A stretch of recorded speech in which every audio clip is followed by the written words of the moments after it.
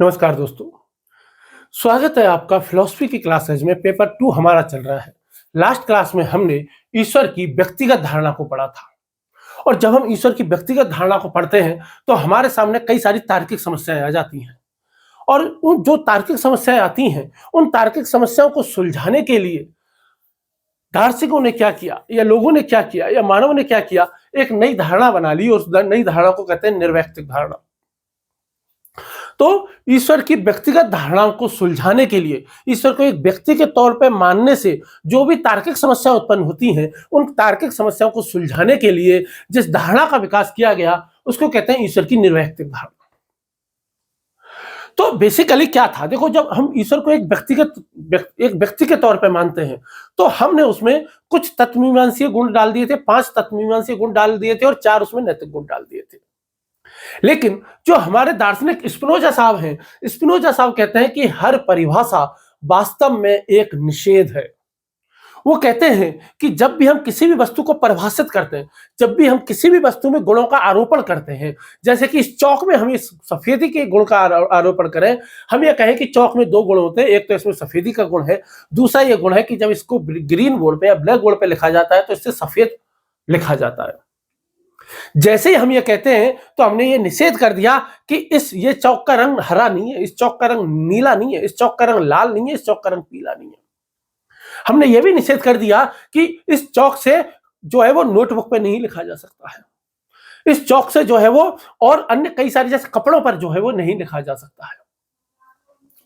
Basically कहने का मतलब यह है, स्पिनोजा साहब यहां ये समझाने की कोशिश कर रहे हैं कि जब भी हम किसी भी वस्तु को गुणों में बांधने की कोशिश करते हैं, जैसे ही हम बताते हैं कि इसमें कुछ गुण हैं, हमने जैसे ईश्वर में 5 तत्वमीमांसीय गुण माने और 4 नैतिक गुण माने, तो इसका मतलब यह है कि बाकी जितने हजारों गुण बचे उनका अपने आप क्या हो गया, निषेध हो जाता है। और जो थॉमस एक्वाइन साहब हैं वो तो अलग ही बात कहते हैं। थॉमस एक्वाइनस साहब जो हैं, जिनका नाम लगभग रोजाना आ रहा है, एक्वाइनस साहब जो हैं वो एक अलग ही बात कहते हैं। वो ये कहते हैं कि देखो, तुमने जो 5 तत्वमीमांसीय गुण माने वो सारे के सारे गुण तो इस पृथ्वी से संबंधित है, वो सारे के सारे गुण तो मानव से संबंधित है, वो सारे के सारे गुण जो बनाए गए हैं वो मानव ने अपनी अवधारणा से बनाए हैं। जो नैतिक गुण बनाए वो भी मानव ने अपनी अवधारणा से बनाए हैं, जबकि जो ईश्वर है, ईश्वर ने तो इस पूरी पृथ्वी को बनाया, ईश्वर ने तो इस पूरे जगत को बनाया है, ईश्वर ने तो खुद ने इन अवधारणाओं को निर्माण किया है। तो ईश्वर इन अवधारणाओं के अंदर ईश्वर कैसे आ सकता है? ईश्वर तो गुणातीत है।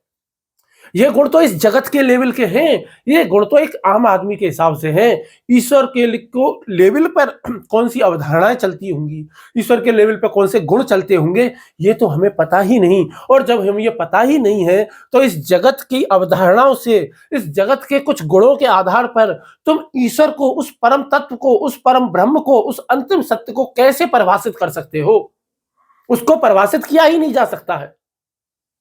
और चूंकि उसे कुछ गुणों में बांधा नहीं जा सकता ईश्वर को, इसीलिए तो कहते हैं निर्गुण। और निर्गुण का मतलब यह नहीं है कि उसमें कुछ गुण नहीं है। ईश्वर को निर्गुण कहने का मतलब यह है कि वो गुणातीत है, वो गुणों से परे है, क्योंकि ये गुण तो मानव के जगत में बनाए हुए हैं, मानव ने बनाए हुए हैं, मानव की अवधारणा है। इसीलिए जो भारतीय दर्शन की जो सबसे गहरी पुस्तकें हैं, भारतीय दर्शन की सबसे गहरी पुस्तकों को उपनिषद कहा जाता है। इसलिए उपनिषदों में ईश्वर के लिए ब्रह्म शब्द का प्रयोग बार बार किया गया है और उस ब्रह्म को बार बार कहा गया है कि वो जो ब्रह्म है वो निर्गुण है, वो ब्रह्म निराकार है, वो ब्रह्म अनिर्वचनीय है, वो ब्रह्म गुणातीत है, वो ब्रह्म जो है वो कालातीत है।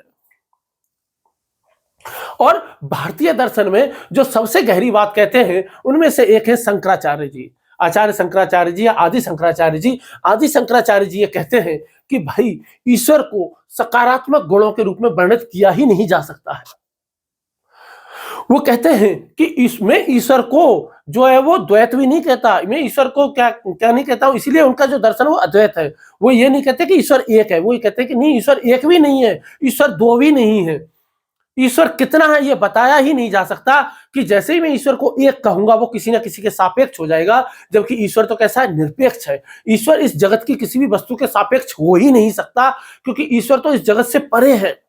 इसीलिए वो ईश्वर को कहते हैं नेति नेति, ना इति ना उति, कि यह भी नहीं है ईश्वर, वह भी नहीं है। वो ये कहते हैं शंकराचार्य जी कि हम ये भी नहीं बता सकते कि ईश्वर क्या है, हम यह बता सकते हैं कि ईश्वर क्या नहीं है। वो कहते हैं कि हम ये तो बता सकते हैं कि जैसे कि ईश्वर दो नहीं है, ईश्वर एक नहीं है, ईश्वर को संख्याओं के आधार पर बताया ही नहीं जा सकता। ये बात कौन कहते हैं? शंकर जी कहते हैं। इसी आधार पर वो कहते हैं कि ईश्वर क्या है यह नहीं बताया जा सकता, लेकिन ईश्वर क्या नहीं है यह जरूर बताया जा सकता।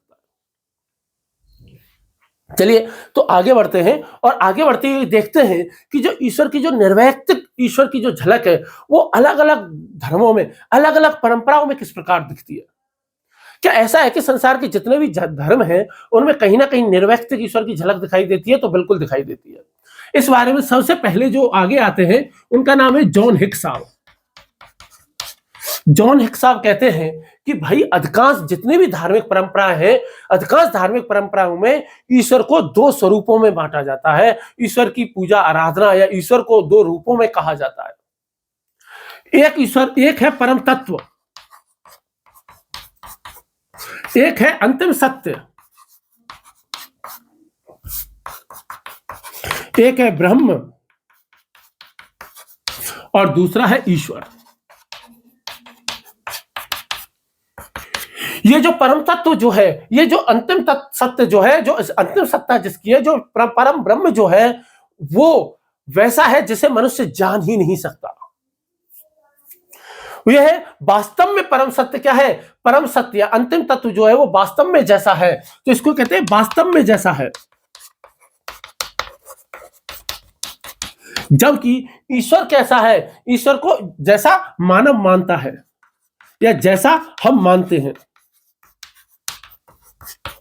हम क्या मानते हैं? हम मानते हैं कि हमारा भगवान हमारी बातें सुनता है। हम मानते हैं कि हमारा ईश्वर बहुत जल्दी खुश हो जाता है। हम ये मानते हैं कि हमारा भगवान हमारी प्रार्थना सुनता है, हमारी नमाज सुनता है, हमारी जो प्रेयर्स हैं उनको सुनता है। हम भगवान के सम्मान में भजन करेंगे तो वो सुनेंगे, कीर्तन करेंगे तो वो सुनेंगे, हम अजान देंगे तो ईश्वर सुनेंगे। ये दो तरीके से ईश्वर को माना जाता है। एक ईश्वर ऐसा है जो कि परम तत्व है, जो कि अंतिम सत्य है, जो कि परम ब्रह्म है, जो कि परम जो है वो तत्व है, परम सत्य है। जब हम भारतीय परंपरा की बात करते हैं, भारतीय परंपरा में भी इसी प्रकार से ईश्वर को माना जाता है। भारतीय परंपराओं में भी ब्रह्म को और ईश्वर को अलग अलग माना जाता है। ईश्वर तो कैसा है? ईश्वर तो आशुतोष है, भोले बाबा की तरह है, आशुतोष है, बहुत जल्दी खुश हो जाता है। ईश्वर, हमारा ईश्वर तो माखन चोर है, हमारा ईश्वर तो रास रचाता है, हमारा ईश्वर तो लक्ष्मण को शक्ति लगती है तो जो है वो राम रो जाते हैं। हमारा जो ईश्वर है वो तो मानवीय गुणों पर आधारित है कि जब सीता को रावण हल के ले जाता है तो भगवान राम बहुत ही ज्यादा क्या कहते हैं कि भावुक हो जाते हैं और कहते हैं कि हे खग मृग, हे खग मृग, हे मधुकर श्रेणी, तुम देखी सीता मृग नहीं? वो पक्षियों से पूछ रहे हैं, वो मृग से पूछ रहे हैं, वो मधुकर से पूछ रहे हैं, भंवरे से पूछ रहे हैं कि क्या तुमने मेरी सीता देखी है, जो कि मृग नैनी है, जिसकी आंखें हिरणी की जैसी है।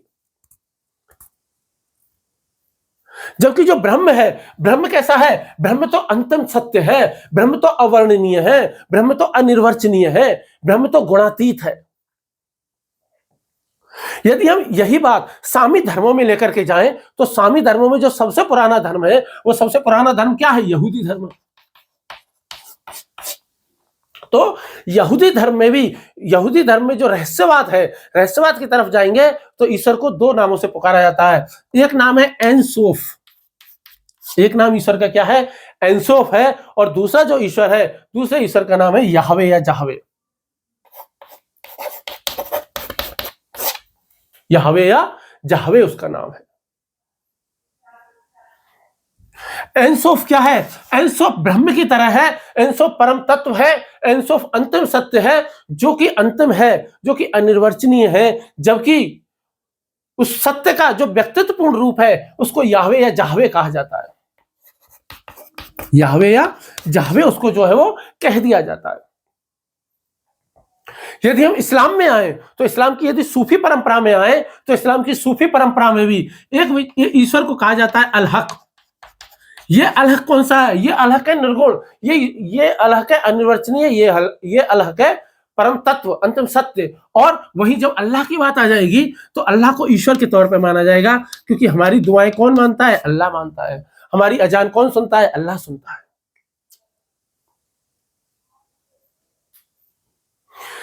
इसी समय पे पॉल टिलेक साहब आगे आते हैं, और पॉल टिलेक साहब आगे बढ़कर के आते हैं, और आगे बढ़कर के क्या कहते हैं? उनकी एक पुस्तक है,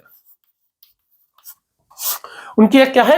एक पुस्तक है, द करेज टू बी। उस पुस्तक का नाम क्या है? The courage to be. उस पुस्तक में वो ईश्वर को क्या कहते हैं? बीइंग इटसेल्फ कहते हैं। वो ईश्वर को क्या कहते हैं? Being itself, self. वो कहते हैं कि ईश्वर अपने जैसा है, ईश्वर किसी और के जैसा दुनिया में है ही नहीं। वो ये कहते हैं कि ईश्वर वो है जो वैसा परम तत्व है जो किसी सीमाओं में नहीं बांधा जा सकता, वो किसी शर्तों में नहीं बांधा जा सकता। ठीक, अब हमने कई सारे धर्मों में ये देख लिया कि ईश्वर की निर्वैयक्तिक धारणा दिखाई देती है, तो अब हम ये भी देख लेते हैं कि ऐसे कौन कौन से दार्शनिक हैं जो कि इस मत का समर्थन करते हैं, या ईश्वर की निर्वैयक्तिक धारणा का जो ये मत है इसका समर्थन करते हैं। तो जब भी दार्शनिकों की बात आएगी तो सबसे पहले जो है, जो हमारे ग्रीक दार्शनिक जो है, सबसे पहले जो 3 ग्रीक दार्शनिक है उनका नाम आता है। उनका नाम क्या है? उनका नाम है सुकरात, दूसरे का नाम है प्लेटो, और तीसरे का नाम है अरस्तु। तो जो हमारे अरस्तु साहब हैं, कौन है? जो हमारे अरस्तु साहब हैं, अरस्तु साहब से यदि पूछा जाए कि भाई क्या ईश्वर क्या है, ईश्वर की निर्वैयक्तिक धारणा क्या है, तो ईश्वर कहते हैं कि ईश्वर जो है वो क्या है? एक अचल प्रेरक है। ईश्वर कैसा है? एक अचल प्रेरक है। वो अचल प्रेरक है जो इस पूरे संसार को चलायमान बनाता है, लेकिन वो खुद अचल है। और वो संसार को चलायमान तो बनाता ही है, लेकिन वो स्वयं क्या है? अचल प्रेरक भी है। साथ में वो इस संसार को कोई अस्तित्व के लिए, संसार को विकसित होने के लिए, संसार को आगे बढ़ाने के लिए इस संसार को प्रेरित भी करता है। यानी कि वो कहते हैं कि जैसे एक लक्ष्य है, जैसे आपने आईएएस बनने का लक्ष्य बना लिया, जैसे आपने आईएएस बनने का लक्ष्य बनाया, तो क्या वो लक्ष्य जो है वो खुद कुछ कर रहा है क्या? लक्ष्य तो खुद कुछ नहीं करता, लेकिन वो मानव के अंदर जोश भर देता है, और मानव फिर अपने आप उस लक्ष्य की तरफ खिंचता चला जाता है। आप अपने आप पढ़ाई करते चले जाते हो, आप अपने आप मेहनत करते चले जाते हो। अरस्तु कहते हैं कि ईश्वर जो है वो अचल प्रेरक है, वो इसी प्रकार का है। इसी प्रकार का कैसा है कि वो भी एक लक्ष्य की तरह है, और वो भी इस पूरे अस्तित्व को, इस पूरे जगत को क्या करता है? प्रेरित करता है आगे बढ़ने के लिए, विकसित होने के लिए। इनकी बात को आगे बढ़ाते हुए इनके लगभग 1200-1400 साल बाद आ जाते हैं। 1200 साल बाद आ जाते हैं कौन? बारूक स्पिनोजा। और स्पिनोजा साहब के पास जैसे ही जाते हैं तो इनकी पुस्तक है एथिक्स, वो उसमें जैसे ही पहुंचते हैं वो ये कह देते हैं कि भाई काहे का ईश्वर? अरे तुम्हारे चारों तरफ जो दिख रहा है वो ईश्वर ही है, ये पूरा ब्रह्मांड ईश्वर ही है, ये पूरा जगत ईश्वर ही है, ये पूरी प्रकृति ईश्वर ही है। प्रकृति इक्वल टू ईश्वर है। स्पिनोजा साहब क्या कह देते हैं कि ईश्वर इक्वल टू प्रकृति, कि तुम्हें सब कुछ जो दिखाई दे रहा है वो सब ईश्वर ही तो है। वो कहते हैं कि ईश्वर कोई एक व्यक्ति नहीं है, ईश्वर तो एक संपूर्ण अस्तित्व है। वो कहते हैं कि जैसे लहरें महासागर से अलग नहीं होती हैं, वो महासागर का ही रूप होती हैं। वो कहते हैं वैसे ये जगत है, ये पूरा जो अस्तित्व जो तुम्हें दिखाई देता है, ये पूरा का पूरा ईश्वर से अलग है ही नहीं, बल्कि ईश्वर का ही रूप है। कहने का मतलब है, स्पिनोजा बड़ी आसान भाषा में ये समझाना चाहते हैं कि ईश्वर कोई व्यक्ति नहीं है, बल्कि ये संपूर्ण प्रकृति ही ईश्वर है। ठीक, इनके बाद में कौन आ जाते हैं? पॉल टिलेक साहब आ जाते हैं। कौन आ जाते हैं हमारे? पॉल टिलेक साहब आ जाते हैं। और पॉल टिलेक साहब कहते हैं, इस मत के समर्थन में पॉल टिलेक साहब क्या कह देते हैं? वो कहते हैं कि जो ये ईश्वर है वो तो क्या है? स्वयं सत्ता है, स्वयं सत्ता है। वो तो ग्राउंड ऑफ बीइंग है, वो तो क्या है? ग्राउंड ऑफ बीइंग है, यानी कि होने का अस्तित्व है, होने का आधार है। कि हम सभी जितना भी अस्तित्व देख रहे हैं, जितने भी एग्जिस्टेंस हम देख रहे हैं, चाहे जगत की हो, प्रकृति की हो, किसी भी चीज की, ये सारा का सारा अस्तित्व आखिर किस पर टिका हुआ है? तो वो कहते हैं कि सारा का सारा अस्तित्व जिस चीज पर टिका हुआ है उसका नाम ही ईश्वर है। वो कहते हैं कि जैसे महासागर है, महासागरों के अंदर आप जाओगे तो कितने सारे समुद्री जलीय जीव दिखाई देते हैं, बहुत सारी चीजें दिखाई देती हैं, लेकिन महासागर क्या उन पे निर्भर है क्या? नहीं, वो सारी की सारी चीजें महासागर पे निर्भर है उनके अस्तित्व के लिए। परम सत्य भी ऐसा ही है। परम सत्य वो है जिस पर सारे के सारे अस्तित्व जो है वो टिके हुए हैं। ये कौन कहते हैं? ये पॉल टिलिक साहब कह देते हैं। और पॉल टिलिक के साथ हमारे बाद में कौन आ जाते हैं? हमारे GWF हीगल आ जाते हैं। कौन आ जाते हैं? GWF हीगल साहब आ जाते हैं। और हीगल तो क्या कहते थे ईश्वर को? वो तो ईश्वर को निरपेक्ष प्रत्यय कहते हैं, निरपेक्ष प्रत्यय कह देते हैं, यानी कि वो तो ईश्वर को एब्सोल्यूट आइडिया कहते थे। ईश्वर को क्या कह देते हैं? वो तो एब्सोल्यूट आइडिया कह देते हैं, एब्सोल्यूट आइडिया कह देते हैं। उनसे पूछा जाता है कि भाई यदि ईश्वर एब्सोल्यूट केवल आइडिया है, निरपेक्ष विचार है, तो भैया ये पूरी प्रकृति क्या है फिर? ये पूरा जगत क्या है फिर? तो वो अपनी एक किताब निकालते हैं और उस किताब का नाम है phenomenology of spirit, science of logic. मतलब 2 किताबें, phenomenology of spirit and science of logic. और वो कहते हैं कि भैया जो तुम्हें बीज दिखाई दे रहा है, जो पेड़ दिखाई दे रहा है, जो पौधा दिखाई दे रहा है, जो जड़ दिखाई दे रहा है, जो तना दिखाई दे रहा है, जो पत्तियां दिखाई दे रही हैं, बोले क्या ये सारी चीजें अलग अलग हैं क्या? बोले नहीं, ये सारी चीजें अलग अलग है नहीं, बल्कि ये तो एक बीज का क्रमिक विकास है। पहले वो बीज था, फिर पौधा बना, पौधे से फिर पेड़ बना, पेड़ पे फल लगे, पत्तियां बनी, जड़ तना, ये सब कुछ बन गया।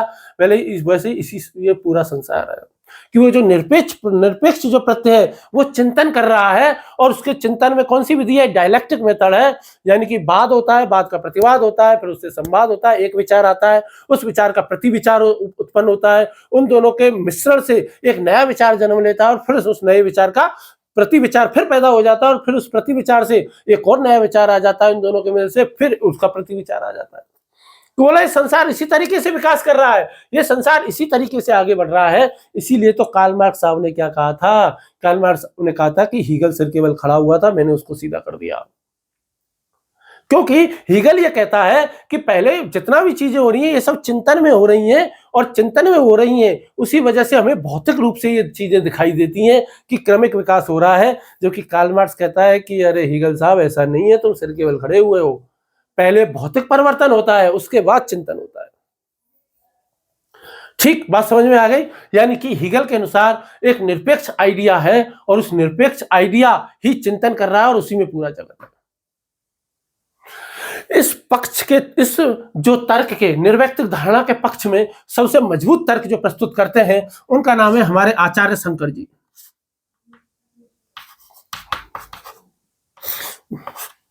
इनको शंकराचार्य कह देते हैं, यानी कि इनके पीछे आचार्य लगा दोगे तो शंकराचार्य हो जाते हैं, मूल नाम तो इनका शंकर है। वो कहते हैं कि भैया इस संसार का अंतिम सत्य क्या है? इस संसार का अंतिम सत्य निर्गुण ब्रह्म है।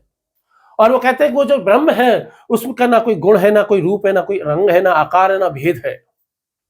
वो कहते हैं कि ब्रह्म को हम सामान्य शब्दों में समझ ही नहीं सकते, क्योंकि ईश्वर वो क्या है ये कहकर नहीं समझाया जा सकता, ईश्वर क्या नहीं है ये कहकर नहीं समझाया जा सकता। इसीलिए वो ईश्वर को समझाने के लिए क्या कहते हैं? नेति नेति, ना इति ना उति, ना इधर ना उधर, कि ईश्वर ने एक भी नहीं है, ईश्वर दो भी नहीं है। वो कहते हैं कि ईश्वर को केवल यह कहकर के समझाया जा सकता है कि ईश्वर क्या नहीं है। वो कहते हैं कि जैसे लहरें हमें वास्तव में अलग दिखाई देती हैं, लेकिन वो महासागर से अलग नहीं होती, वैसे तुमको ये जो जगत जो दिखाई देता है ये ईश्वर से अलग नहीं है, ये ब्रह्म से अलग नहीं है।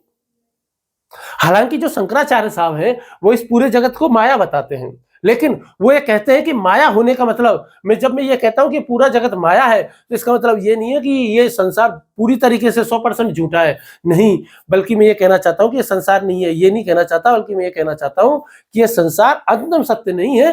अंतिम सत्य तो क्या है? ब्रह्म है।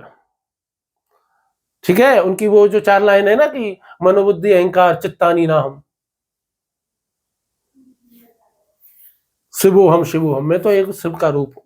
शिव का मतलब वो एक आकारवादी शिव की बात नहीं कर रहे, निर्गुण ब्रह्म की बात कर रहे हैं। ठीक, तो ये सारे के सारे जो तर्क हैं वो ईश्वर की निर्वैयक्तिक धारणा के पक्ष में दिए जाते हैं।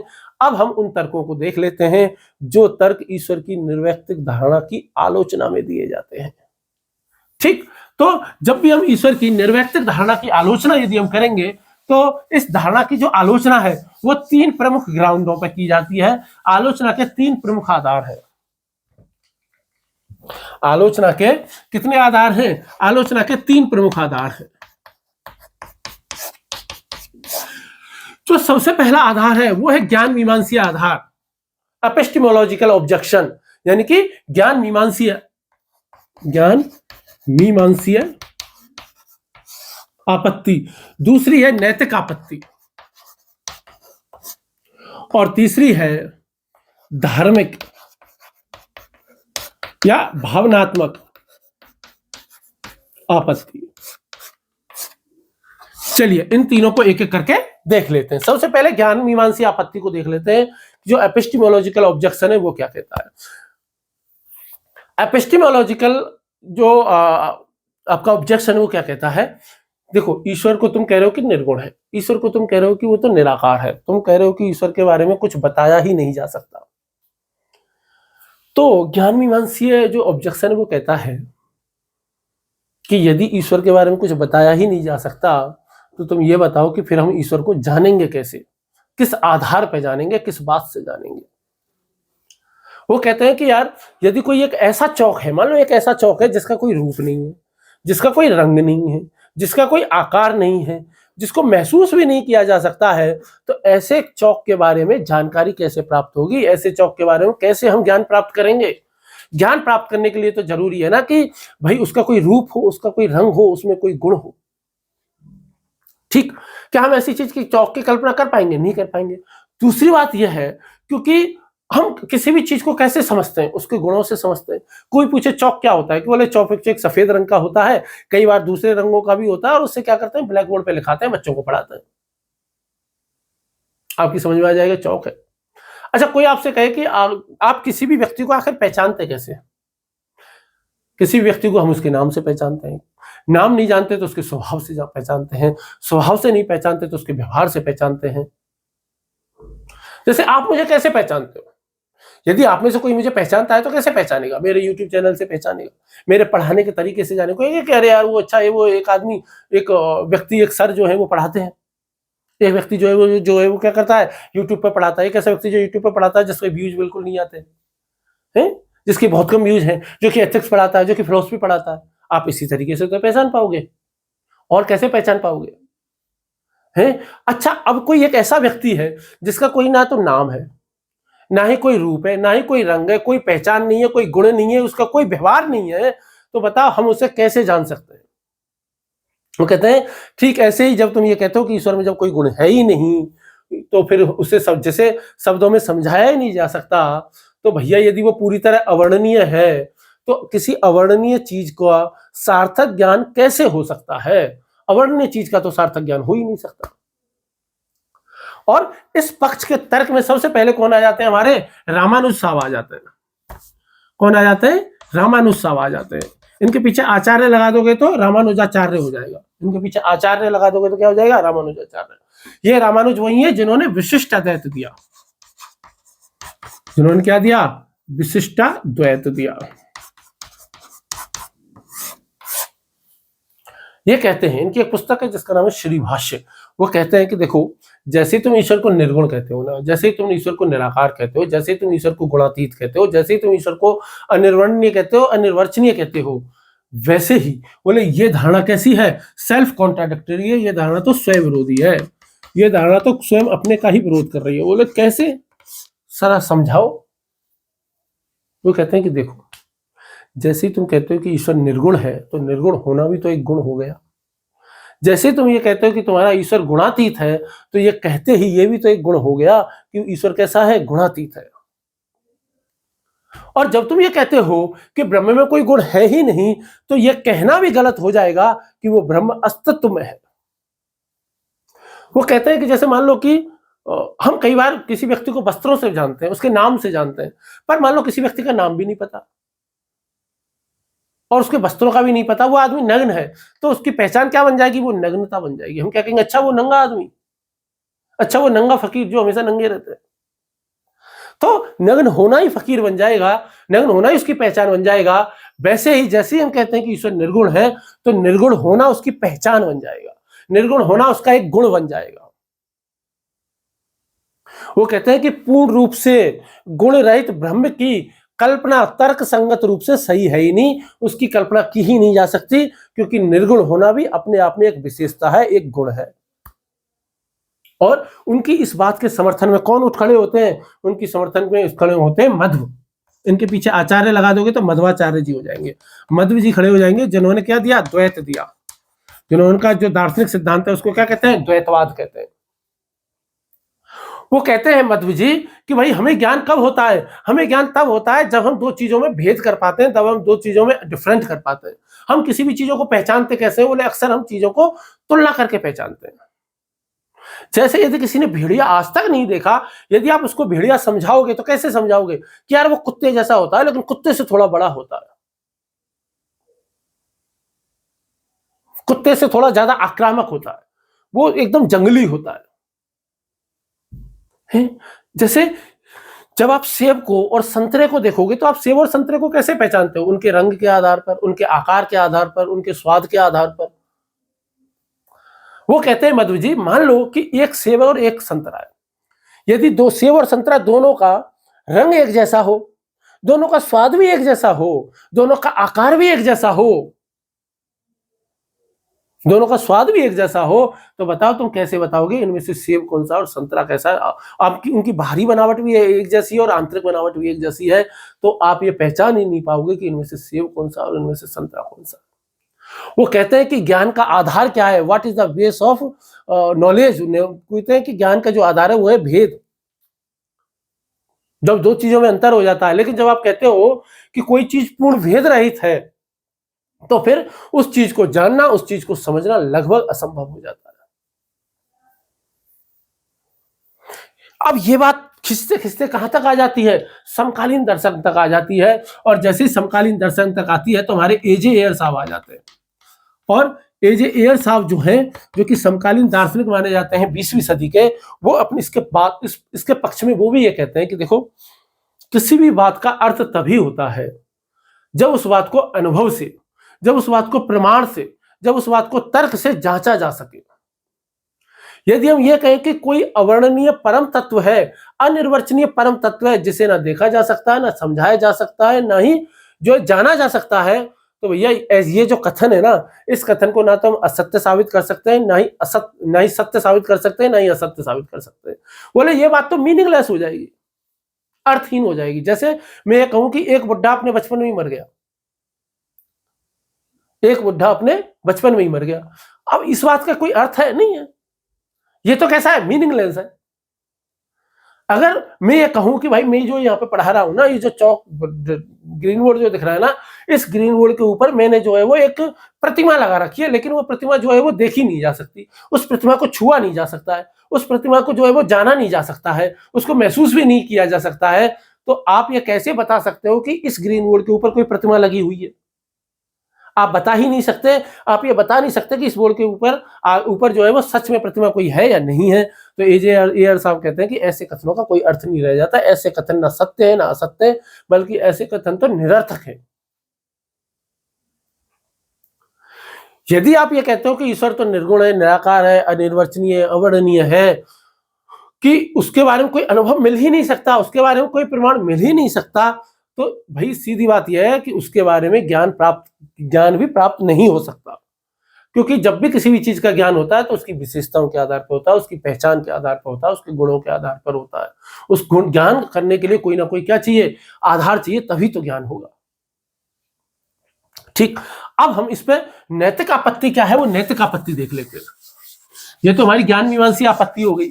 अब नैतिक आपत्ति क्या कहती है? नैतिक आपत्ति कहती है कि भैया देखो, है ना, मोरल ऑब्जेक्शन क्या है कि ईश्वर तुम्हारा एक कैसा है? इम्पर्सनल पावर है, एक अवैयक्तिक शक्ति है, जिसमें ना तो कोई इच्छा है, जो ना तो निर्णय लेता है, ना ही जिसमें भावनाएं होती हैं।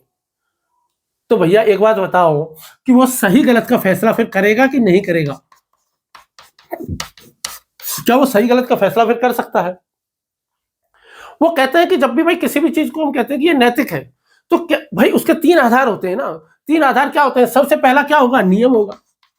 नियम बताता है कि क्या चीज सही है और क्या चीज गलत है। नियम के आधार पर ही तो तय होता है। कि हेलमेट पहन के चलना सही है कि गलत है, सीट बेल्ट लगा के चलना सही है कि गलत है, 3 सवारी मोटरसाइकिल पे लेकर के चलना सही है कि गलत है। लड़कियों की दूसरी बात होती है, लड़के तो 5-5 7-7 सवारी भी मोटरसाइकिल पे चले जाते हैं।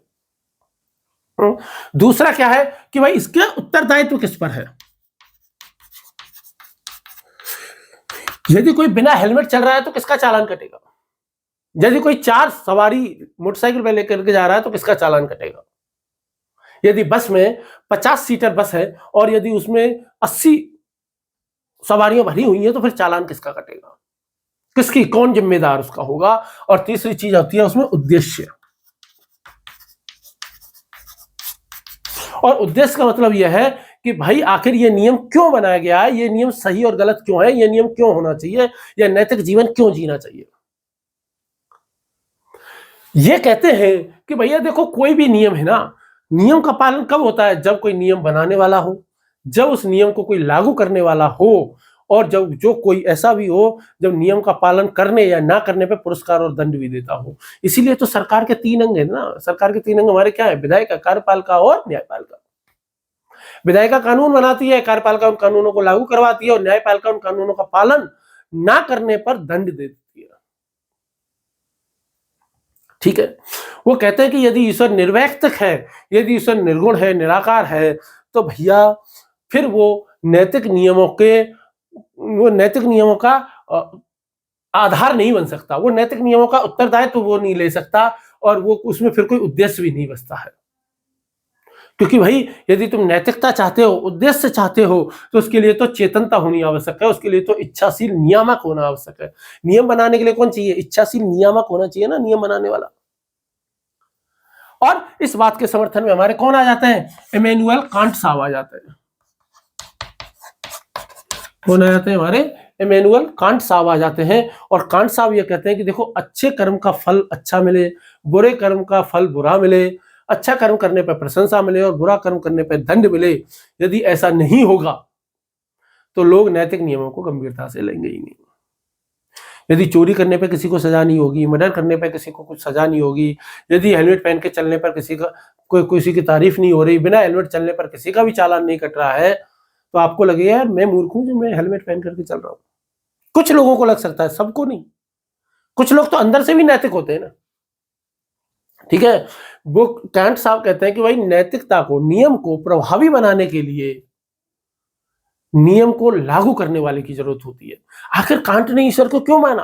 कांट ने जो उनकी पुस्तक, पहली पुस्तक जो 1781-82 में जो आई थी, है ना, कि शुद्ध बुद्धि की आलोचना, क्रिटिक्स ऑफ प्योर रीजन, उसमें जब उन्होंने ईश्वर को पूरी तरह नकार दिया, जब उन्होंने कह दिया कि हमारे पास इतनी शक्ति है ही नहीं, हमारी बुद्धि की सीमाएं और हम ईश्वर को जान ही नहीं सकते, तो फिर उन्होंने जब अपनी दूसरी पुस्तक लिखी, है ना, कि भाई शुद्ध व्यवहार की आलोचना ना, क्रिटिक्स ऑफ प्योर प्रैक्टिकल नहीं, क्या है, शुद्ध व्यवहार की आलोचना, है ना।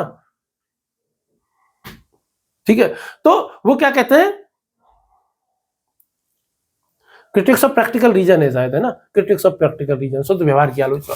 तो वो क्या कहते हैं, उसमें ये कहते हैं कि भाई लेकिन पर 3 पोस्टुलेट उन्होंने मान लिए, और 3 पोस्टुलेट्स उन्होंने क्या मान लिया कि भाई ईश्वर को मानना जरूरी है। और क्यों मानना जरूरी है कि ईश्वर को नहीं मानेंगे तो फिर जो है नैतिकता नहीं रह पाएगी, और यदि हम जो है वो आत्मा को नहीं मानेंगे तो जो है वो फिर वो क्या कहते हैं कि वो दंड नहीं मिल पाएगा, या उसको नैतिकता को अच्छे से लागू नहीं कर पाएंगे। यदि ईश्वर व्यक्ति नहीं है तो ना तो वो पुरस्कार दे सकता है, ना दंड दे सकता है, ना तारीफ कर सकता है। तो इमैनुअल कांट कहते हैं कि साहब इससे क्या हो जाता है ना, नैतिक नियमों का जो आधार है वो कमजोर हो जाता है, नैतिक नियमों की जो शक्ति है वो कमजोर हो जाती है। और इसमें क्योंकि मनुष्य स्वभाव से कैसा है, मनुष्य क्या है कि नैतिक नियमों का पालन जो है वो कब करता है, जब उसे दंड की व्यवस्था की जाए। इसीलिए तो कर्मफल बनाया गया कि वो गीता में भी कहा गया ना कि फल की चिंता मत कर तू इंसान, तुझको फल देगा भगवान, यह है गीता का मान। कर्म किए जा, फल की इच्छा मत कर तू इंसान। तो भाई कर्म अच्छा है बुरा है, अच्छे कर्म करोगे स्वर्ग मिलेगा, बुरे कर्म करोगे नरक मिलेगा। ठीक, अब कांट के बाद कौन आ जाता है, स्पिनोजा साहब आ जाते हैं। कौन आ जाते हैं, हमारे स्पिनोजा साहब आ जाते हैं। और स्पिनोजा साहब क्या कहते हैं, स्पिनोजा साहब मैंने आपको बता ही दिया कि ईश्वर को प्रकृति मानते हैं। ठीक है, और स्पिनोजा क्या कहते हैं कि भाई नियतिवाद है, इसमें विश्वास करते हैं स्पिनोजा। और वो कहते हैं कि यार सब कुछ पहले से ही निर्धारित है, तो हम यहाँ पे स्पिनोजा की आलोचना करने के लिए हैं। स्पिनोजा इसके पक्ष में तर्क नहीं देगा नैतिकता के, बल्कि हम स्पिनोजा की आलोचना कर रहे हैं, क्योंकि स्पिनोजा उसके पक्ष में तर्क दे रहा था ना वहां पे, इसलिए। तो स्पिनोजा जो कहते हैं नियतिवाद है, डिटर्मिनिस्ट है, तो भाई वो कहते हैं कि जो डिटर्मिनिस्ट होने का मतलब क्या है कि हर चीज पहले से ही निर्धारित है। हर चीज पहले से ही निर्धारित है, तो ये पहले से ही निर्धारित था कि मैं पढ़ाऊंगा, तो मैं सही पढ़ाऊंगा कि गलत पढ़ाऊंगा ये भी पहले से ही निर्धारित होगा। यदि मैं चोरी कर रहा हूं तो ये तो पहले से ही निर्धारित था, तो फिर सजा मुझे क्यों दे रहे हो? जिसने पहले निर्धारित किया उसको सजा दो। इसका मतलब यह है कि जैसे ही डिटर्मिनिस्ट होते हैं, जैसे ही नियतिवादी होते हैं, नियतिवादी होने का मतलब यह है पाप पुण्य अच्छे बुरे इनका कोई महत्व नहीं रह जाता है, नैतिकता का कोई अर्थ नहीं रह जाता। जैसे मान लो ये चैट जीपीटी बनाई गई है ना, चैट जीपीटी कल को ये रोबोट बन करके आ जाए, है ना, रोबोट का रूप ले ले, और रोबोटों को ऐसा प्रोग्राम कर दिया जाए कि भाई वो मर्डर कर सकता है। तो भाई जो रोबोट जो कर रहा है वो तो उसमें जो प्रोग्राम फिट किया है उसी हिसाब से कर रहा है। क्या इसमें कुछ रोबोट की गलती है? क्या रोबोट की तो कोई गलती है ही नहीं, क्योंकि इसमें जो प्रोग्राम पहले से डाल दिया गया है वो तो वही कर रहा है। अगर उसमें किसी ने गलत काम डाल दिया है तो उसमें रोबोट की गलती कैसे हो गई? जैसे वो चिट्टी वाली फिल्म देखी होगी ना आपने, वो शंकर की जो फिल्म है रोबोट, रजनीकांत देवा जी की, है ना, रजनीकांत जी की, तो उसमें चिट्टी जो गलत काम करता है तो किस वजह से करता है? क्योंकि जो एक दूसरा साइंटिस्ट जो होता है, जो डैनी जो होता है, डैनी डेंजर जो होते हैं, वो उसमें एक रेड चिप लगा देते हैं, डिस्ट्रक्शन वाली एक चिप लगा देते हैं। तो उसमें चिट्टी की क्या गलती? चिट्टी को तो हम दोष देंगे नहीं, क्योंकि वो अपने निर्णय खुद नहीं ले रहा है, उसको तो जैसा प्रोग्राम किया गया है वैसे ही कर रहा है। तो यदि डिटर्मिनिस्ट है, यदि पूर्व नियतिवाद है, यदि स्पिनोजा के अनुसार नियतिवाद है, तो इसका मतलब यह है कि मैं और आप तो बस रोबोट हैं और कुछ है ही नहीं। हम सबको तो पहले से ही प्रोग्राम कर दिया गया है, हम क्या करेंगे क्या नहीं करेंगे। और यदि हम रोबोट हैं, यदि हमारे कर्म पहले से ही निर्धारित हैं, जब हम अपने निर्णय खुद ले ही नहीं रहे, तो हमारे अच्छे और बुरे कर्मों का जो निर्धारण है वो हमारे सिर पे क्यों होना चाहिए? कोई मुझसे ये कहे कि यार तू यूपीएससी क्लियर नहीं कर पाया और अब यूट्यूब पर पढ़ाने लग रहा है, तुझे कुछ शर्म आनी चाहिए थी, उस समय मेहनत कर लेता और अच्छे से कोशिश कर लेता और यूपीएससी क्लियर हो जाती, तो आज तुझे यूट्यूब पर पढ़ाना नहीं पड़ता, तेरे को शर्म आनी चाहिए। तो मैं भैया क्या कहूँगा, स्पिनोजा साहब का तर्क ले लूंगा और कहूँगा अरे भाई स्पिनोजा साहब को थोड़ा पढ़। बारूक स्पिनोजा साहब को डच दार्शनिक है, वो कहते हैं कि नियतिवाद है, हर चीज पहले से ही निर्धारित है। मेरा यूपीएससी ने क्लियर ना करना पहले से ही निर्धारित था, मेरा यूट्यूब पे पढ़ाना पहले से ही निर्धारित था, मेरा सफल ना होना यूपीएससी में पहले से ही निर्धारित था, क्योंकि मैं अपने निर्णय खुद ले ही नहीं रहा, मेरे तो पहले से ही पूरा भाग्य लिख दिया गया है। मैं कब कहां क्या करूंगा, क्या बोलूंगा, कैसे जागूंगा, कैसे सोऊंगा, पहले से ही निर्धारित है। और इसीलिए नैतिकता का मेरे सिर पे मत डालो, मेरे सिर पे मत डालो कि तुमने मर्डर क्यों किया, मैंने नहीं किया भाई, प्रोग्राम कर दिया था, मैं क्या कर सकता हूं। ठीक। अब इसी में जो एक और जो संकट आता है वो आता है माया का नैतिक संकट। शंकराचार्य ने माया कहा ना संसार को, तो माया का नैतिक संकट कैसे आता है? माया का नैतिक संकट किस प्रकार का आता है वो हम देख लेते हैं। माया का नैतिक संकट क्या है कि भाई शंकराचार्य ने अद्वैत सिद्धांत दिया, अद्वैत दर्शन दिया अपना, और उसमें यह कहा कि संसार क्या है, केवल एक माया है। यदि भाई एक बात बताओ कि यदि संसार अंतिम सत्य नहीं है, संसार केवल एक इल्यूजन है, संसार यदि केवल एक माया है, तो भाई संसार में जो हम अच्छे कर्म कर रहे हैं या बुरे कर्म कर रहे हैं, फिर उनका महत्व क्या रह जाएगा? जैसे मान लो मैं सपना देख रहा हूं, मैं सपने में किसी का मर्डर करूं, चाहे यूपीएससी क्लियर कर लूं, चाहे सपने में मेरे यूट्यूब वीडियो पे जो है वो करोड़ों में व्यूज आ जाएं, सपने में मैं यूट्यूब में सपना देखूं और मैं यूट्यूब पे देख रहा हूं कि मेरी रील्स जो है वो विकास दिव्य कीर्ति सर की तरह वायरल हो गई हैं, खान सर की तरह वायरल हो गई हैं, अवध ओझा सर की तरह वायरल हो गई हैं, मेरी रील्स वायरल हो गई हैं, लोग मेरी रील्स बना रहे हैं, लोग मुझ पर मीम्स बना रहे हैं। तो वो जो सपने में देखा है, वो जो सपने में मैं कर रहा हूं, क्या उसका असर असली जिंदगी में पड़ता है? नहीं पड़ता, कुछ भी नहीं पड़ता। सपने में तो कुछ भी देख लो। जैसे आपको एकदम सच बात बताता हूँ, एक दिन सपने में मैंने देखा कि जो है मुकेश अंबानी साहब ने अपने बेटे को दर्शन पढ़ाने के लिए मुझे नियुक्त किया हुआ है, तो भाई तुम दर्शन पढ़ा देना उसको। तो मेरी जो है वो नियुक्त करने के लिए मुझसे पूछ रहा है कि यार तुम क्या चाहते हो। ठीक है, तो मैं सोच रहा हूँ, मैं विचार कर रहा हूँ कि यार क्या करना चाहिए क्या नहीं करना चाहिए, है ना। 24 घंटे उसके साथ रहना और उसको पढ़ाना है, उसको प्रवचन देने, कुछ नहीं करने, उसको दर्शन समझाना है, जीवन जीने का तरीका समझाना है। और मैं बैठ करके सोच रहा हूँ कि यार मुझे ये ऑफर लेना चाहिए नहीं लेना चाहिए, क्या करूँ। अब अच्छा एक बात बताओ, उस सपने का और मेरी निजी जिंदगी का कोई लेना देना है? कोई लेना देना नहीं। क्या किसी भी तरीके से ये पॉसिबल है कि मैं कभी अंबानी साहब से मिल जाऊं? मुझे तो नहीं लगता कि इस जन्म में कोई पॉसिबल है। कोई तुक्का लग जाए तो लग भी जाए, तुक्कों का कोई कह नहीं जा कहा जी नहीं जा सकता, पर लगभग असंभव बात है ना। लगभग क्या असंभव, हालांकि दर्शन जब पढ़ाते हैं ना, मनोविज्ञान जब पढ़ लेते हैं, दर्शन जब पढ़ लेते हैं ना, दर्शन पढ़ने के बाद ये कहा ही नहीं जाता है कि यार ये तो असंभव है, क्योंकि दर्शन पढ़ने के बाद समझ में आता है कि असंभव कुछ भी नहीं है, कुछ भी संभव हो सकता है। ठीक है, तो बेसिकली सपने में हम जो भी कर रहे हैं उनका जागने के बाद उनका कोई महत्व नहीं रह जाता है। तो ठीक वैसे ही यदि ये संसार माया है, ये संसार एक भ्रम है, ये संसार एक इल्यूजन है, तो फिर हमारे अच्छे और बुरे कर्मों का क्या महत्व है? कोई महत्व ही नहीं रह जाता है। फिर हम नैतिक कर्म करें, अनैतिक कर्म करें, क्या महत्व है? हमारी जिम्मेदारी नहीं है, फिर उसका कोई महत्व नहीं है। जिम्मेदारी तो छोड़ो, महत्व ही नहीं रह जाता। ठीक, चलिए आगे बढ़ते हैं और आगे बढ़ते हुए तीसरी आपत्ति पर चर्चा कर लेते हैं। और तीसरी आपत्ति क्या है? धार्मिक और भावनात्मक आपत्ति है। तो धार्मिक और भावनात्मक आपत्ति क्या कहती है? अच्छा एक बात बताओ, जब तुम फेल होते हो, पीड़ा में होते हो, निराशा में होते हो, दुख में होते हो, तब क्या करते हो? तब भगवान को याद करते हो। जब तुम बहुत ज्यादा अकेले हो और कभी रात को और तुमको अचानक से डर महसूस होने लगे अकेलेपन की वजह से, तो तुम्हें कौन याद आता है? ईश्वर ही याद आता हो। भय की हालत में ईश्वर ही याद आता है। यदि भगवान नहीं करे कभी आपके ऊपर कभी कोई पीड़ा आई हो, घर में कोई ऐसी समस्या आई हो कि कोई आईसीयू में भर्ती हो गया हो, कोई हॉस्पिटलाइज हो गया हो, तब आपको कौन याद आया होगा? ईश्वर ही याद आया होगा। आप चाहे आप एक बात बताओ, धर्म केवल तर्क है क्या? धर्म केवल तर्क है क्या? नहीं, धर्म तर्क नहीं है, धर्म तो भावना है। धर्म तर्क नहीं है, धर्म क्या है? धर्म तो भावना है। धर्म में तो भावना देखी जाती है। और यदि हम भावना को खत्म कर देंगे, भक्ति को खत्म कर देंगे, व्यक्तिगत संबंध को खत्म कर देंगे, तो फिर ईश्वर बचेगा कैसे? धर्म बचेगा कैसे? फिर हमारी मीराबाई कैसे कहेगी मेरे तो गिरधर गोपाल दूसरा ना कोई, और जाके सिर मोर मुकुट मेरे पति सोई? फिर हमारे रैदास कैसे कहेंगे कि प्रभु जी तुम चंदन हम पानी? नहीं कह पाएंगे फिर तो। तो भैया व्यक्तिगत संबंध कैसे बनेगा फिर? फिर हमारे सूरदास जी कैसे कहेंगे कि उनके कृष्ण कह रहे हैं कि मैया कबू बढ़ेगी चोटी, कितने दिन वो दूध पवत वह हो तलक है छोटी, मैया कबू बढ़ेगी चोटी। कि मैया मोरी मैं नहीं माखन खाया, भोर वह गयन के पीछे मधुवन वो पठाया, वो मैया मोरी मैं नहीं माखन खाया। भैया व्यक्तिगत संबंध ईश्वर से चाहिए। अरे भगवान, हे भगवान भाई ऐसा कर दे यार, भगवान यार तू तो मेरी बात मानता है ना यार, इस बार कर दे भाई प्लीज। लोग ईश्वर से व्यक्तिगत संबंध बनाते हैं, लोग ईश्वर से जुड़ जाते हैं। निर्व्यक्तिक ईश्वर कैसे तो प्रार्थनाओं को सुनेगा, कैसे भक्त और भगवान का संबंध बनेगा? फिर हमारे इस गाने का क्या होगा? भगत के बस में है भगवान, भक्त बिना ये कुछ भी नहीं है, भगत है इनकी जान शान, भगत के वश में है भगवान। भाई ये किसी भी व्यक्तिगत संबंध को पूरा ही नहीं कर पाएगा। ये धर्म का जो मूल आधार है वही खत्म हो जाएगा। धर्म का मूल आधार क्या है?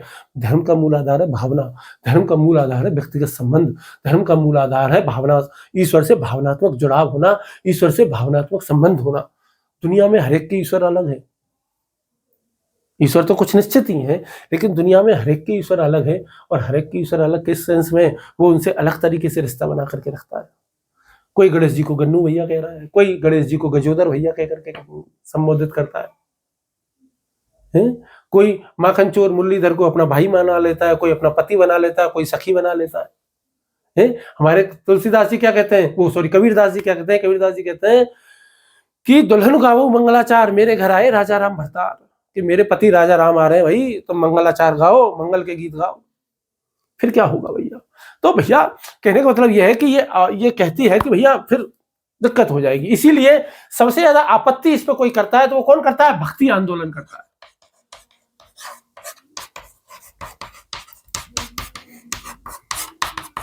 सबसे ज्यादा आपत्ति कौन करता है इस पर?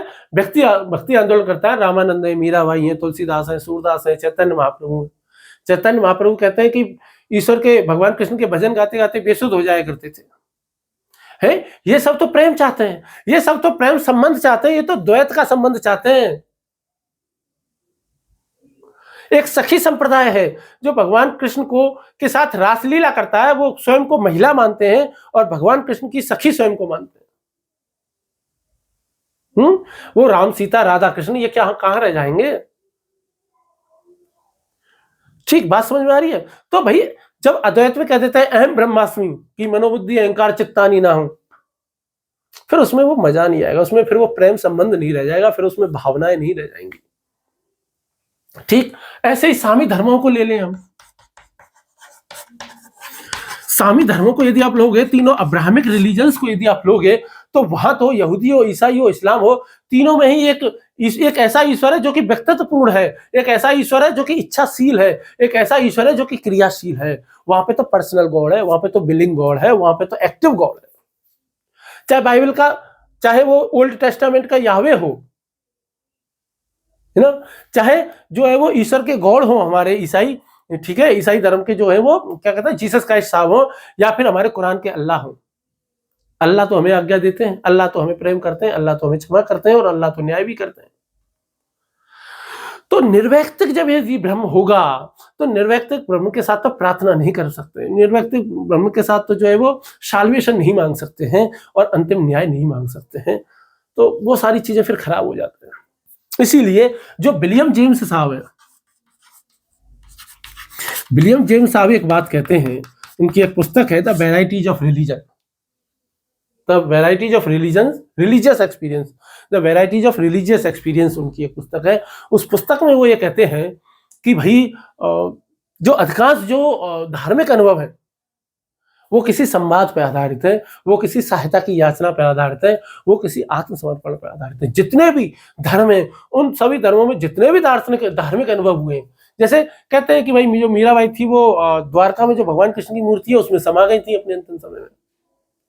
कहते हैं कि दक्षिणेश्वर में जो माता काली का जो मंदिर है कलकत्ता में, वहां पर जो स्वामी रामकृष्ण परमहंस साहब रहते थे, वो अपने हाथों से माता काली को दोनों समय भोजन खिलाया करते थे। कहते हैं कि संत रैदास ने खटौती में, खटौती क्या होती है, पत्थर की बनी हुई जो परात होती है, जो आटा गूंथने की होती है, उसको खटौती कहते हैं, उस खटौती में गंगा को बुला लिया था जिद पर। कहते हैं कि द्वारका से भगवान कृष्ण को मीराबाई अपने साथ जो है वो चित्तौड़ लेकर के आ रही थी, मेड़ता लेकर के आ गई थी, तो रास्ते में उदयपुर के पास एक श्रीनाथ जी नाम का एक स्थान है, वहां पर जो है वो रुक गए भगवान।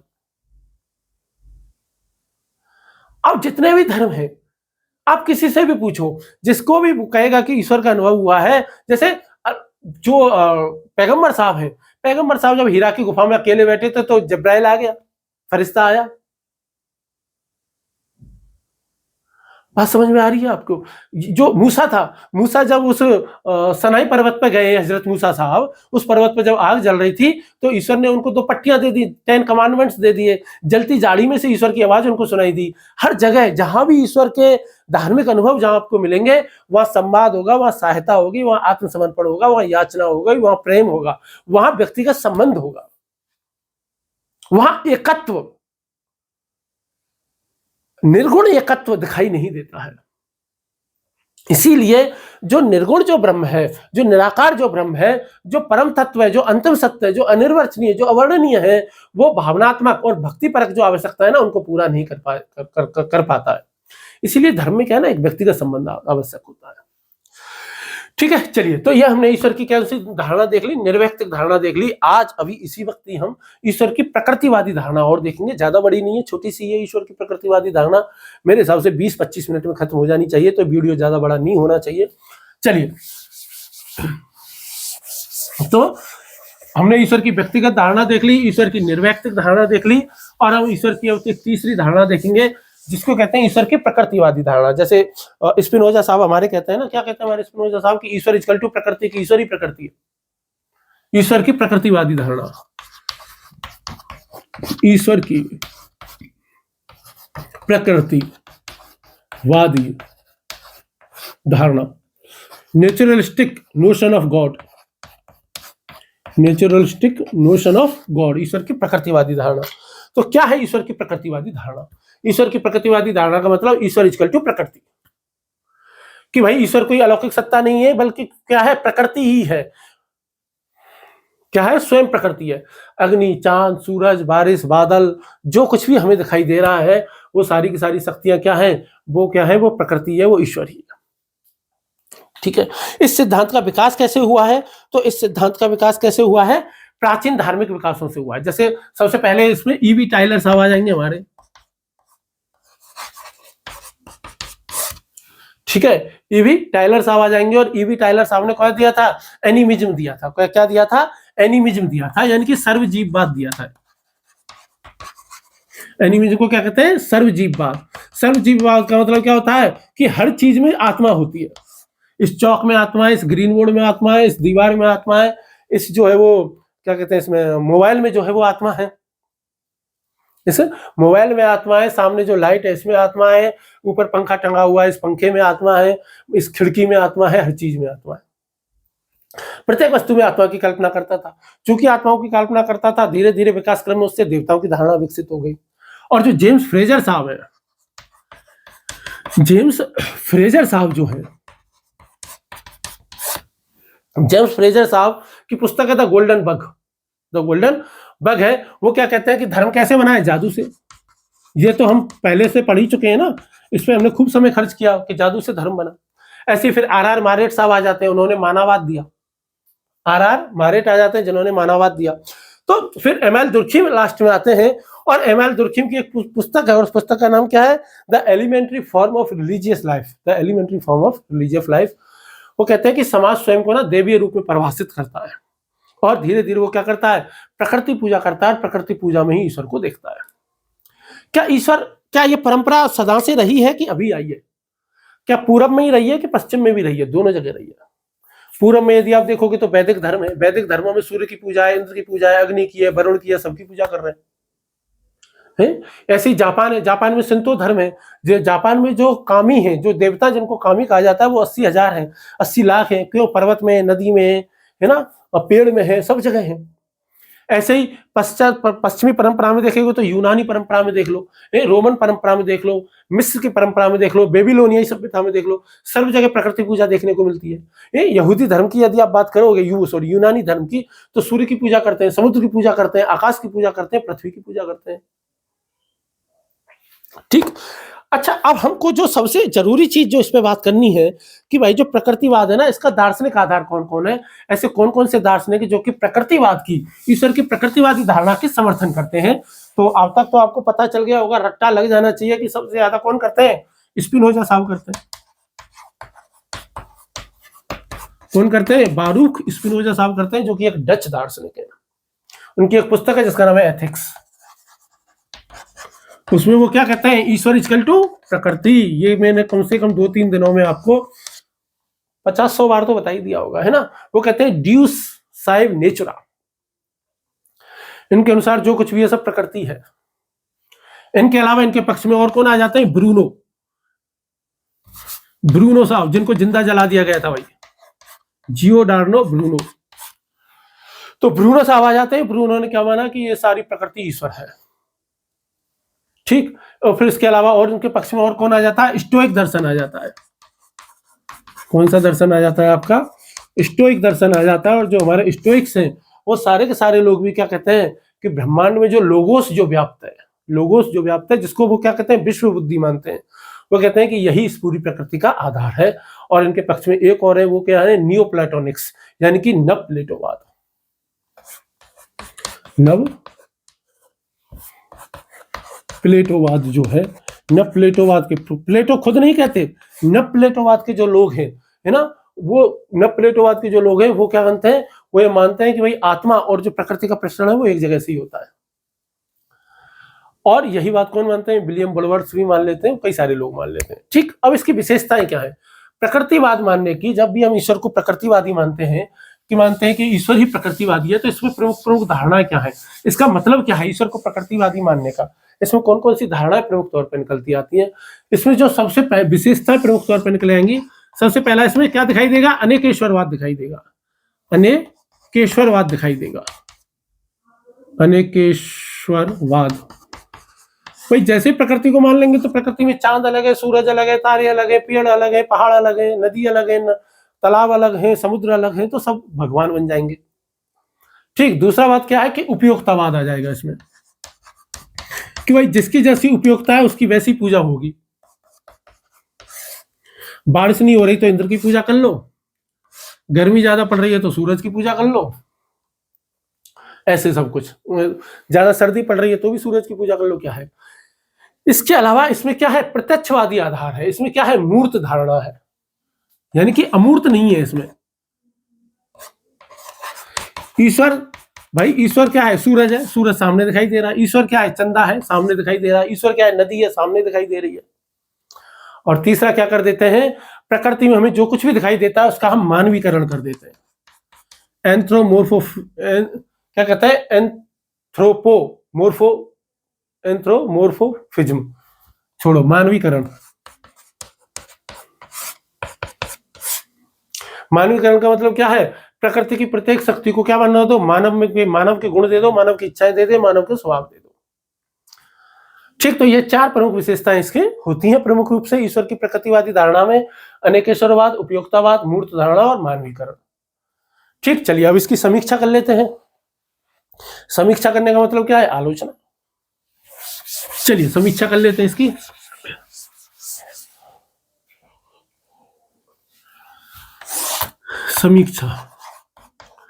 समीक्षा सबसे ज्यादा जो इसकी आलोचना जो करते हैं वो कौन करते हैं, सामी धर्म करते हैं। कौन करते हैं, सामी धर्म करते हैं। तीनों अब्राहमिक रिलीजन करते हैं। तीनों अब्राहमिक रिलीजन, चाहे यहूदी, ईसाई, इस्लाम, तीनों ही करते हैं। क्यों करते हैं, क्योंकि वो ईश्वर को क्या मानते हैं, होली अदर मानते हैं। वो मानते ही नहीं कि ईश्वर प्रकृति है, नहीं, वो बिल्कुल ईश्वर को अलग मान लेते हैं। वो कहते हैं कि यदि हम ईश्वर को प्रकृति के साथ अभिन्न मान लेंगे, यदि हम प्रकृति के साथ ईश्वर को आइडेंटिकल मान लेंगे, ईश्वर और प्रकृति को एक मान लेंगे, तो ईश्वर की जो पवित्रता है वो खत्म हो जाती है, ईश्वर की जो विलक्षणता है ना, वो समाप्त हो जाएगी।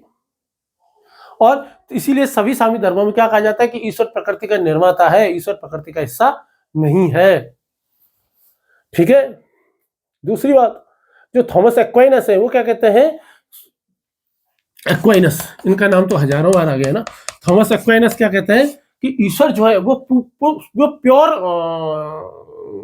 प्योर क्या है, एग्जिस्टेंस है, वो शुद्ध अस्तित्व है। जबकि प्रकृति तो परिवर्तनशील है, प्रकृति तो अपूर्ण है, और अपूर्ण प्रकृति कभी भी पूर्ण ईश्वर नहीं हो सकती। ये कौन कह रहा है, ये आपके सामी धर्मों के लोग जो है वो कह रहे हैं। ठीक है, विशेष रूप से थॉमस एक्वाइनस साहब कह रहे हैं, क्योंकि कोई क्रिश्चियनिटी में आते हैं। दूसरा जो तर्क इसकी समीक्षा में दिया जाता है वो क्या दिया जाता है कि अनेकेश्वरवाद का विरोध किया जाता है। अनेकेश्वरवाद क्या कहता है, सर्वशक्तिमत्ता का विरोध। सर्वशक्तिमत्ता का विरोध, कि जब भाई तुम्हारे कई सारे ईश्वर हैं तो सबसे बड़ा भगवान कौन सा है, सूरज सबसे बड़ा भगवान है, चांद सबसे बड़ा भगवान है, पेड़ सबसे बड़े भगवान है, कौन है सबसे बड़ा भगवान, सर्वशक्तिमान कौन है, ओमनीपोटेंस कौन है। यदि दो या दो से अधिक शक्तियां हैं तो उनमें तो कभी भी टकराव हो सकता है, इससे ब्रह्मांड की व्यवस्था भंग हो सकती है। तुम्हारा सर्वशक्तिमान ईश्वर कौन है, तो वो किसी एक को निर्धारित नहीं कर सकते।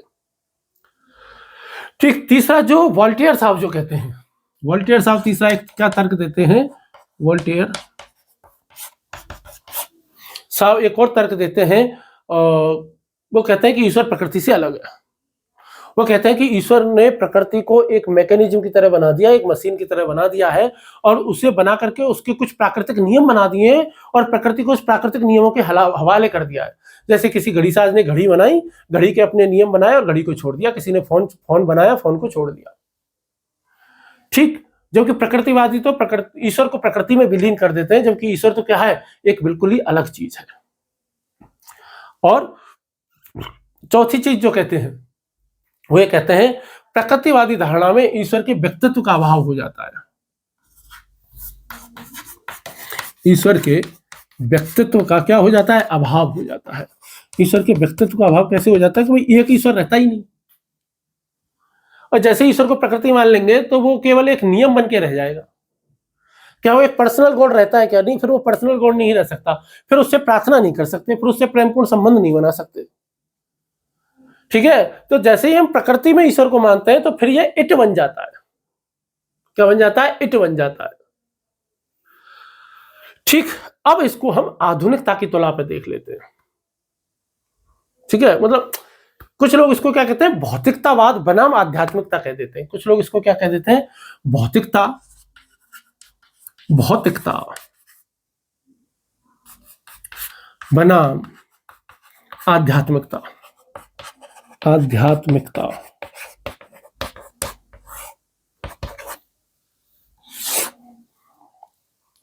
भौतिकता बनाम आध्यात्मिकता का क्या मतलब है?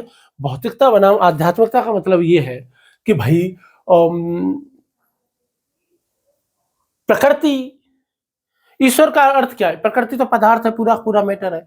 क्या ईश्वर भी मैटर है कि नहीं? भाई ईश्वर मैटर है नहीं है? प्रकृति का अर्थ तो क्या है? निर्जीव पदार्थ है। तुम कहते हो कि ईश्वर निर्जीव नहीं है, वो तो एक अनंत द्रव्य बना हुआ है और वो स्वयं को प्राकृतिक नियमों के माध्यम से स्पष्ट करता है। तो ईश्वर क्या है? एक खुद क्या है? एक नियम है। या ईश्वर क्या है? एक मैटर है, एक पदार्थ है। तो वो ये क्या है? स्पष्ट नहीं कर पाते हैं कि इसमें भौतिकता ज्यादा विद्वान है कि आध्यात्मिकता ज्यादा विद्वान है। पर अब समय चल रहा है 2026 का। आज के 2026 में इस संसार की जो सबसे बड़ी समस्या है वो है पर्यावरण प्रदूषण। इस संसार की सबसे बड़ी समस्या ये है कि भाई हमने इस पर्यावरण को जितना नुकसान पहुंचाया है उतना शायद किसी ने नहीं पहुंचाया। और जब किसी ने ही नुकसान नहीं पहुंचाया तो वर्तमान समय में जो प्रकृतिवादी धारणा है यह सबसे ज्यादा महत्वपूर्ण हो जाती है।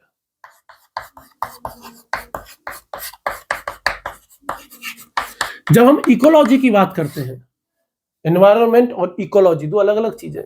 एनवायरनमेंट में ईश्वर मानव जो है वो स्वयं को केंद्र में मानता है, जबकि इकोलॉजी जब हम कहते हैं तो इकोलॉजी कहने का मतलब यह है कि मानव इस पूरी प्रकृति का एक हिस्सा है, इस इकोलॉजी का एक हिस्सा है। ठीक, बेसिकली आज के दौर में यदि हम ईश्वर को एक प्रकृतिवादी धारणा के रूप में स्वीकार कर लें तो ये हमारी आज की मजबूरी है।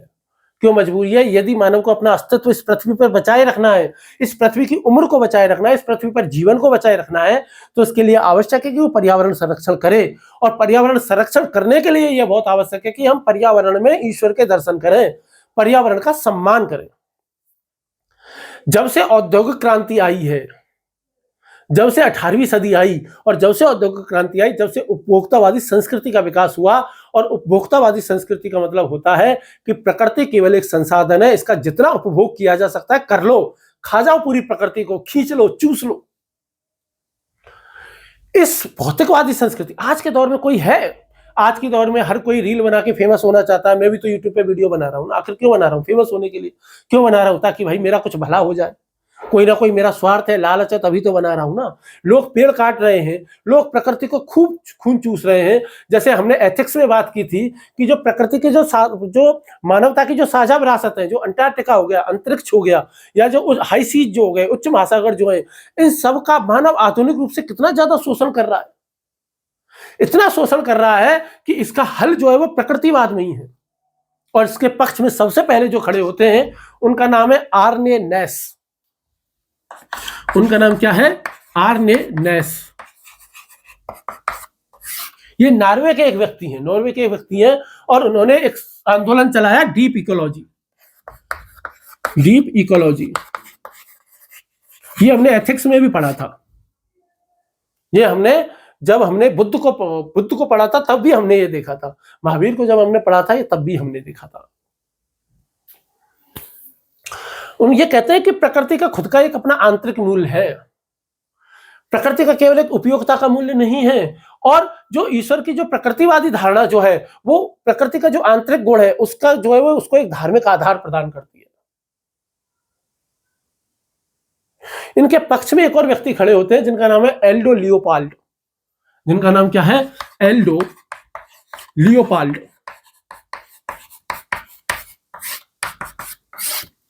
वो क्या कहते हैं? वो ये कहते हैं कि भाई जो है वो उन्होंने एक पुस्तक लिखी है सैंड कंट्री अल्मांस, सैंड काउंटी अल्मांस।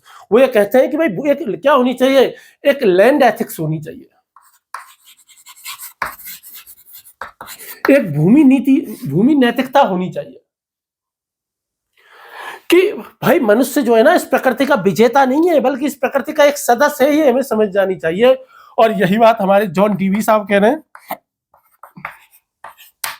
और जॉन डीवी साहब तो क्या कह रहे हैं? जॉन डीवी कह रहे हैं कि प्रकृति ही पवित्र है और कुछ पवित्र है ही नहीं। और चूंकि प्रकृति ही पवित्र है तो मानव को प्रकृति की पवित्रता का क्या करना चाहिए? सम्मान करना चाहिए। उनकी पुस्तक है कॉमन फेथ, एक कॉमन फेथ जो कि 1934 में आई थी। कि धार्मिकता का क्या आधार है? वो कहते हैं धार्मिकता का आधार जो है वो प्राकृतिक मूल्य है, मानवीय आदर्श है। और वहीं पे फिर एक और कौन आ जाता है? एरिक फॉर्म साहब आ जाते हैं।